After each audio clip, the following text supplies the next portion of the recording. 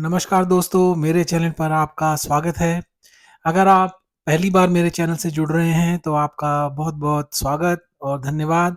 और अगर आप मेरी यूट्यूब फैमिली जो सब्सक्राइबर्स हैं, तो अगर आप फिर दोबारा मेरा वीडियो देखने आ रहे हैं तो उसका आभार। तो दोस्तों आज एक और मैं वीडियो लेकर आया हूँ रिटर्न टू इंडिया सीरीज़ में, कि उसमें मैं आपके साथ एक और अपना अनुभव शेयर करना चाहूँगा, साझा करना चाहूँगा। और ये वीडियो उनके लिए भी है जो एनआरआई ऑलरेडी बाहर रहते हैं। क्या उनके मन में भी ये विचार उठता है जो मेरे मन में उठा? और जब मैं गया वापस, तो मेरे को क्या फ़ील हुआ, मेरे को क्या अनुभव हुआ, मेरा क्या एक्सपीरियंस था? It is more of a psychological thing rather than कोई फिज़िकल, कि जो चेंज वहाँ पे आ रहा है, वो ये उसकी बात नहीं कर रहा हूँ मैं एक ये अंदर जो अंदरूनी जो मेरा बदलाव था या कहें विचार आ रहे थे, वो क्या थे, और वो मेरे को काफ़ी उसने मतलब सोचने पर मजबूर किया। तो वो मैं आपके साथ शेयर करूँगा। तो आप मेरे को ये बताइएगा कि क्या अगर आप एनआरआई हैं और जब आप इंडिया वापस जाते हैं या जाने की सोच रहे हैं परमानेंटली, तो क्या आपने कभी इस बारे में सोचा है जब आप जाते हैं वापस छुट्टियों पे या लॉन्ग लॉन्ग हॉलीडेज़ पे? तो उसी पे आज आज बात करेंगे। तो आशा करता हूँ कि वीडियो आपको अच्छा लगेगा, पसंद आएगा। कमेंट ज़रूर करें, लाइक करें, सब्सक्राइब करें। बहुत अच्छा लगता है जब लोग कमेंट करते हैं, अपने विचार शेयर करते हैं। बहुत इससे मेरे को बहुत एनकरेजमेंट होती है, हौसला अफ़ज़ाई होती है। और आइडिया सिर्फ़ वीडियो बनाने का ये है कि अपने विचार जो मैं शेयर करता हूँ, इससे दूसरों का अगर कुछ फ़ायदा हो, मदद हो, तो मेरे को बहुत खुशी होती है। तो इसीलिए ये वीडियो बनाना मेरे को बहुत अच्छा लगता है। तो चलिए दोस्तों, आज मैं जो आपको बताने जा रहा हूँ कि मैं पिछले वीडियो में बताया था मैंने कि मैं 30 प्लस अभी हो गए हैं साल यूके में। और अक्सर हर जो हिंदुस्तानी जब बाहर बहुत टाइम उसको हो जाता है, तो उसके मन में ये एक रोमांटिक नोशन होता है कि कभी वापस जाएंगे अपने देश, अपने मोहल्ले, अपने अपने लोगों में, वहाँ रहेंगे। और वो एक जो पुरानी यादें जो दिमाग में जो फ्रीज हो जाती है ना पिक्चर, कि भाई इंडिया में जाके वापस वैसे ही रहेंगे जैसा छोड़कर आए थे। बट रियलिटी कुछ और होती है दोस्तों।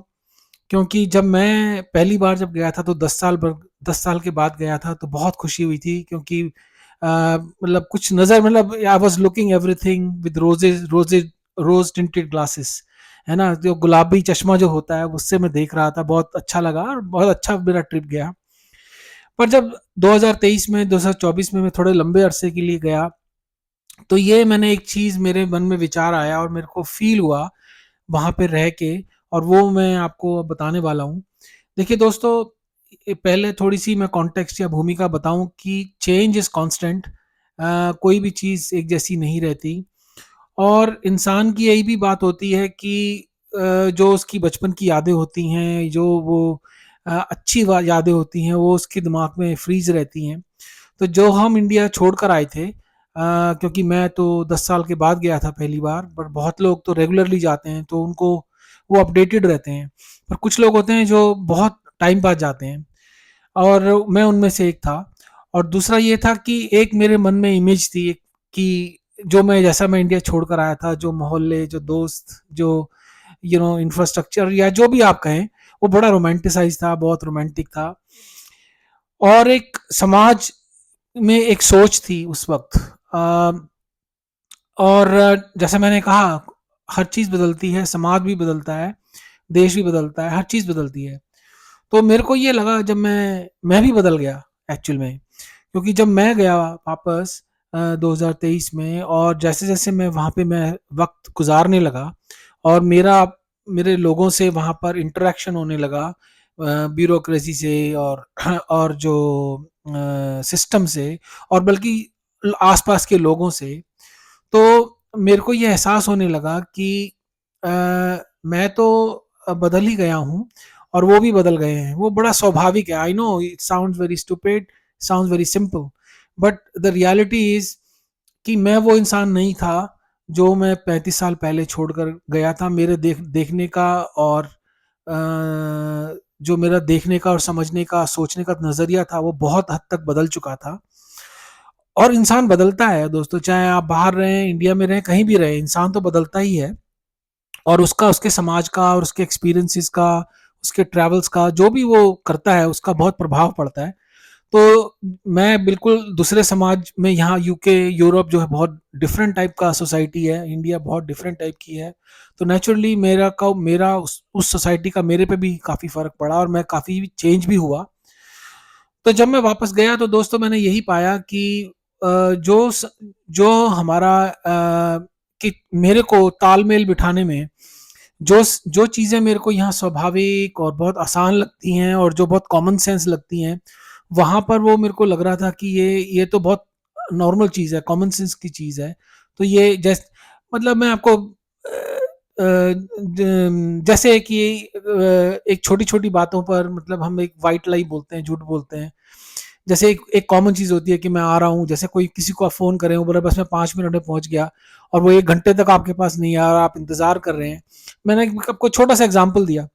तो ये जो चीज़ें जो हम यहाँ पे हम यूज़्ड टू हो जाते हैं, एक यहाँ पे because they are high trust society, fact ये हाई ट्रस्ट सोसाइटीज़ हैं, और यहाँ पे जो आदमी कहता है उसका मतलब होता है, वो मतलब वो उसको पूरा करता है ज़्यादातर।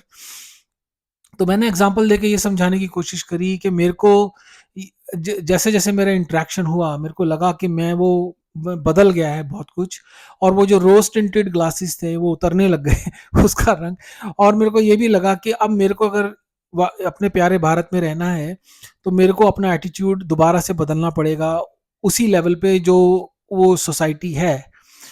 और तो क्या मैं उससे एडजस्ट कर पाऊंगा?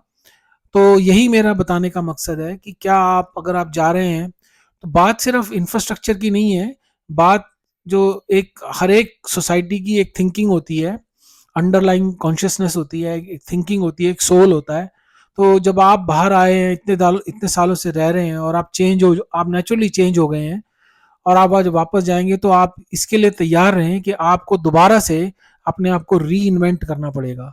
तो ये एक जोग्राफिकल मूव नहीं है, ये आपको एक साइकोलॉजिकली भी आपको शिफ्ट करना पड़ेगा अपने आप को।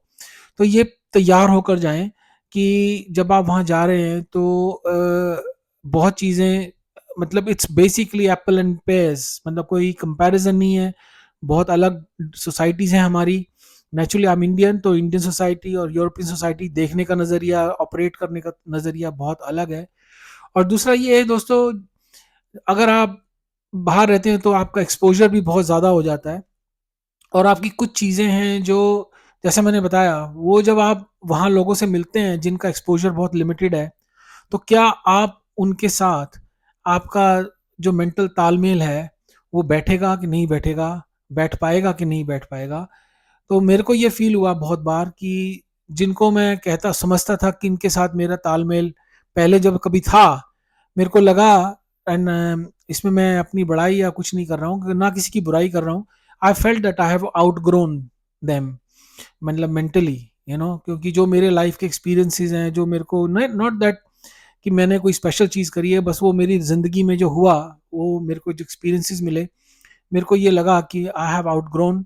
और कई बार ये लगता था कि आपको ये भी लगेगा कि आपको फ्रेंडशिप बनाने में, और आपको दोबारा से एक मतलब जो सोसाइटी में, जो समाज में आपको रिलेशनशिप्स बनाने में आपको दिक्कत हो सकती है, आ सकती है। तो इस बात का भी थोड़ा सा ध्यान रखें कि आपको वहाँ जाके एडजस्ट होना है। जब आप यहाँ आए थे, तो आपने नेचुरली अपने आप को यहाँ के हिसाब से ढाला, और जब आप वहाँ जाएंगे, तो जिसको जो आप छोड़कर आए थे, वो इंडिया में नहीं है। तो अब ये बात सोच लीजिए, और अब आपको जाके फिर दोबारा से री एडजस्ट होना है, री अलाइन होना है, और वो दोबारा से आपको हारमोनी में आना है। इसमें कोई बुराई अच्छाई कुछ नहीं है, ये जैसा है वैसा है। क्योंकि हम भूल जाते हैं कई बार कि जिसको हम पीछे छोड़कर आए थे वो वैसा का वैसा ही होगा। एक्चुअल में वो वैसा का वैसा नहीं रहता, कुछ भी वैसा का वैसा नहीं रहता। वो भी बदल गए हैं, हम भी बदल गए हैं, समाज भी बदल रहा है। तो जब आप वापस जाएँ, तो इस बात का ख़्याल रखें कि आपको रीअलाइन होना है, और इसमें आपको काफ़ी प्रॉब्लम्स आएँगी, क्योंकि आपका एक्सपोज़र बहुत एक एक्सपीरियंस जो होता है, वो जो हम फ़ॉरेन में रहते हैं, आपका जो ट्रैवलिंग एक्सपीरियंस है, या तो आप ऐसे ही लोग ढूँढें जो आप जैसे हों इंडिया में, मैं माँ-बाप की बात नहीं कर रहा हूँ, मैं अपने आपके इमीडिएट रिश्तेदारों की बात नहीं कर रहा हूँ, मैं वैसे जनरली एक सोसाइटी में बात कर रहा हूँ, कि आपको लगेगा कि थोड़ा-सा डिफरेंस है एक थिंकिंग के अंदर।